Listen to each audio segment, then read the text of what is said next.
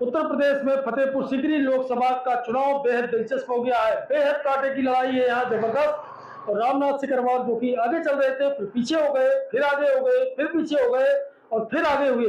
तो कभी 92 वोट से आगे हो जाते, कभी 3000 वोट से, कभी 4000 वोट से। लेकिन अब जो लेटेस्ट अपडेट आया है और ये 12:40 का अपडेट है, तो इसमें राजकुमार चाहर जो कि बीजेपी प्रत्याशी है, ये 8496 वोटों से आगे चल रहे हैं, यानी नंबर 1 की पोजीशन पे आ गए हैं अब राजकुमार चाहर जो कि बीजेपी से प्रत्याशी हैं। इसके अलावा नंबर 2 पर फौजी बाबा, जिन्हें रामनाथ सिकरवार कहा जाता है, जिनका नाम है, लेकिन फौजी बाबा के नाम से मशहूर है, कड़ी टक्कर दे रहे हैं। प्रियंका गांधी यहाँ रोड शो कर चुकी हैं, तो फौजी बाबा कड़ी टक्कर के बीच अब तक जो आगे थे, अब कुछ वोटों से पीछे हो गए हैं।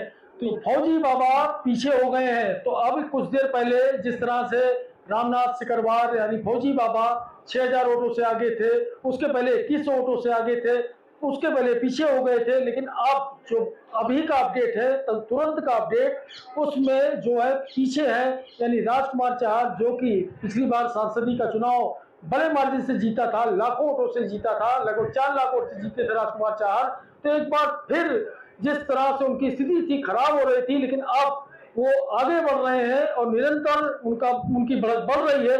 तो 8496 वोटों से राजकुमार चाहर आगे हैं और दूसरे स्थान पर प्रत्याशी जो है कांग्रेस के, वो जो है रामनाथ सिकरवार, वो नंबर 2 पे है। तो यानी ये मुकाबला बेहद खड़ा होने वाला है और दिल थाम के बैठिएगा, क्योंकि हर घंटे 2 घंटे के बाद हम इसी तरह की अपडेट आपको देते रहेंगे। Himanshu Tripathi, ground zero story, Agra.